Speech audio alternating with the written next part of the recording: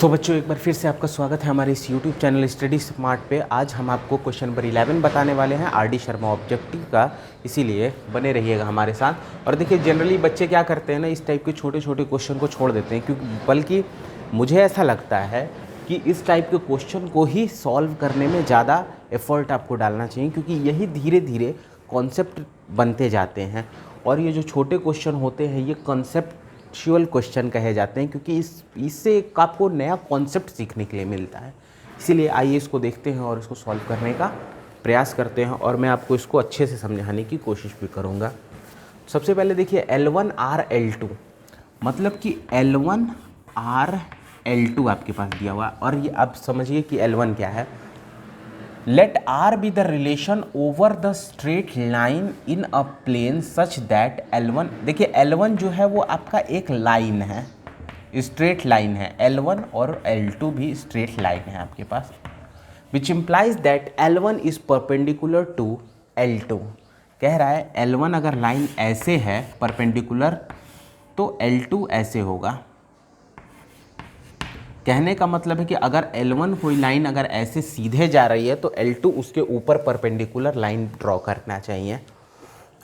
ये इसका रिलेशन है, मतलब L1 इस तरह से L2 से रिलेटेड है कि L1 L2 का परपेंडिकुलर है, बस इतना समझिए अभी। और उसके बाद देन R इज़, अब R इज़ क्या होगा। अब आपके पास ऑप्शन दिया था रिफ्लेक्सिव, सिमेट्रिक या ट्रांजिटिव, ये तीन ऑप्शन थे। मैंने ऑप्शन नहीं लिखा है ताकि हमें स्पेस ज़्यादा मिले। तो सबसे पहले आइए चेक कर लेते हैं रिफ्लेक्सिव। तो रिफ्लेक्सिव चेक करने के लिए क्या होता है, A, B belongs to B, then A, also belongs to B। मतलब L1 अगर L2 से अगर रिलेशन बना रहा है तो इसका मतलब L1 L1 होना चाहिए। मतलब L1 अपने खुद से भी रिलेशन बनाना चाहिए, यही तो होता है। मतलब L1 से ही रिलेशन बनाना चाहिए। तो क्या ये पॉसिबल है? क्या अगर हम एक लाइन L1 खींचते हैं तो ये क्या खुद का परपेंडिकुलर है? क्या ये लाइन L1 खुद का ही परपेंडिकुलर है? नहीं है ना परपेंडिकुलर, ये तो एक ही लाइन है, एक ही लाइन L1 है और दूसरी लाइन भी इसी के ऊपर L1 ही है।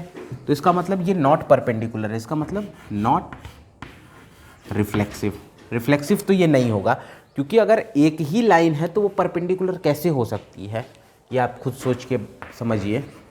अब बात करते हैं सिमेट्रिक की।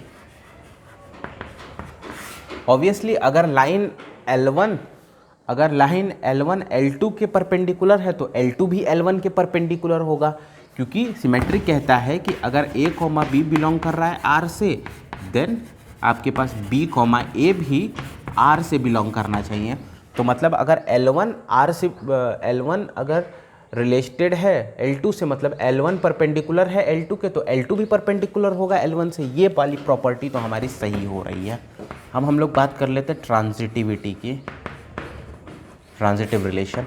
अब देखिए ट्रांजिटिव रिलेशन ये कहता है कि अगर L1 परपेंडिकुलर होगा L2 के, और अगर L2 परपेंडिकुलर होगा L3 के, तो L1 को परपेंडिकुलर होना चाहिए L3 के। क्या ये बात सही है? देखिए अगर L1 परपेंडिकुलर है L2 के और L2 परपेंडिकुलर है L3 के, सपोज दैट L2 ये है, तो L2 परपेंडिकुलर होगा L3 के। तो क्या L1 L3 के परपेंडिकुलर होगा? क्या L1 L3 के परपेंडिकुलर होगा? देखिए यहाँ पे एक चीज़ समझिए, सॉरी यहाँ पे ये मैंने गड़बड़ बना दिया। L2 ये वाली लाइन है। देखिए जब तक L2 ये वाली लाइन है तब तक तो ये L3 परपेंडिकुलर होगा, लेकिन अगर हम L1 यहाँ मान दे और L2 यहाँ मान दे तो भी तो L1 के ये परपेंडिकुलर है और L2 के ये परपेंडिकुलर है L3। लेकिन क्या L1 और L3 एक दूसरे के परपेंडिकुलर है? L1 L3 एक दूसरे के परपेंडिकुलर नहीं, परपेंडिकुलर नहीं, ये दोनों एक दूसरे के पैरेलल हो गए। देखिए ये वाली लाइन के पैरेलल हो गया। तो इसका मतलब कि कुछ केसेस में पॉसिबल है लेकिन नहीं भी पॉसिबल है। तो आपने पढ़ा होगा जब नहीं पॉसिबल नहीं का एक भी केस बन जाता है ट्रांजिटिव में, तो पूरा ट्रांजिटिव नहीं हो सकता है किसी भी कीमत पे। आपको चेक करना होता है कि एक भी ऐसा केस बने जो ना हो, तो हम पूरे स्टेटमेंट को ही कह सकते हैं कि ये ट्रांजिटिव नहीं है। बहुत ही सिंपल सा कॉन्सेप्ट था। तो इसका आंसर होगा सिमेट्री खाली सही है। तो उम्मीद करते हैं ये छोटा सा क्वेश्चन था, समझ में बिल्कुल आसानी से आ गया होगा। कोई अगर इसमें डाउट रह गई हो तो आप पूछ सकते हैं हमसे कमेंट में।